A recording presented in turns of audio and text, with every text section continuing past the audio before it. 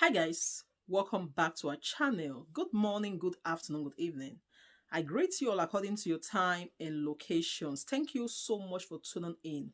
Yes, my dear viewers, I am back again with another update. So guys, I have a video here I would like we all to watch.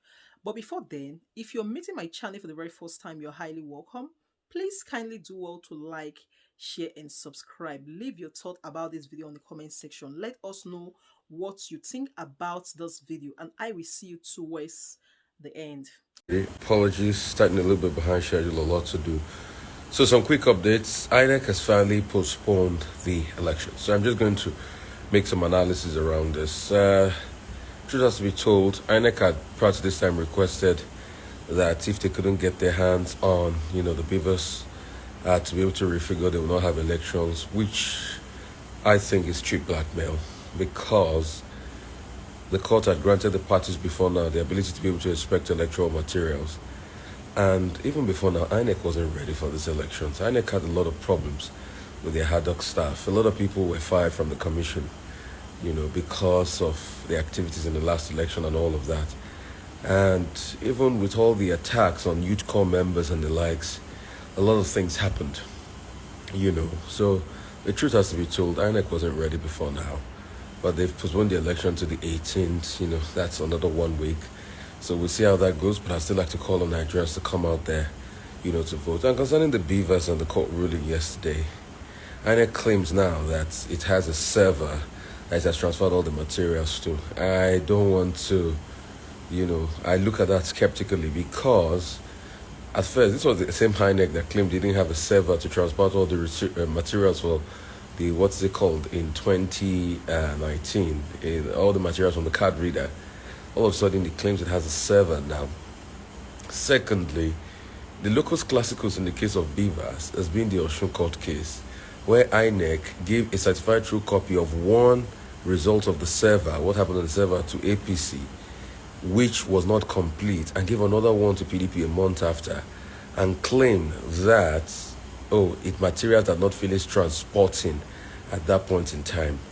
So, and when you also look at the lawyers in this case, the lawyers are saying that from the Oshu case, they learned that INEC should give them the physical right to the beavers machine itself to be able to check it themselves rather than just give them certified true copy. Because this was the same INEC that gave two different certified true copies. So if their objectivity was suspect in the case of Osun, why should we trust INEC now? INEC has been able to lose, their credibility to a great extent. And this is the facts on ground. These are empirical facts on ground. So the truth has to be told. We will look at this, we'll look at it in the coming days. Probably, maybe the other lawyers from all parties will go to court. And when they go to court, they will even be able to challenge the fact that INEC, is even getting a chance to reconfigure their beavers because they're going to touch the evidence in their case. And these are the empirical facts, I'd like to state, the fact that INEC, a lot of people, international community is saying they can't be trusted. And the truth has to be told. Anytime I speak to facts. If you have other facts, you can controvert me. But a lot of people, because of their own political biases and leaning, they say, oh, you're not objective, be neutral. What the heck is being neutral? Fact is commonsensical. It's as simple as that. I present the fact to you with common sense. All right?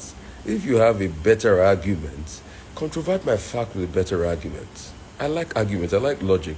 As you're biased. I don't care for any political party. All I care for is the truthfulness of the Nigerian process and being in the vanguard of having a solid democracy in our country. And that's all I stand for. And I don't care for any political party because I see the political class as one. So these are just the facts of the matter I have stated empirically. So this is just to give you guys an update. I have a quick update on the foreign scene so that it's not going to look as if I didn't touch the foreign scene. There's a case currently going on against Fox News that actually is being determined in court now that Fox News actually spread lies, as regards what happened in the American, on January 6th, the incident where, some protesters stormed Congress in America so that they will not be able to, call out the votes in America. So a case being revealed that the likes of Tucker Carlson and Sean Hannity, they can't stand Trump's guts. They were talking ill about Trump in the back, but they were also spreading misinformation about the January 6th events with all of the evidence they have. So that case is being out there in America against Fox News. Let's see how all of this matters, and let's see how all of this happens to the dynamics. The truth has to be told.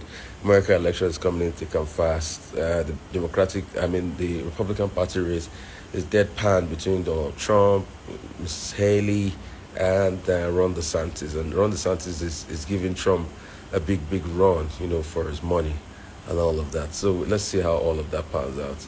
And a lot of sporting events, coming up thick and fast. And lots of great stories coming up thick and fast, all right?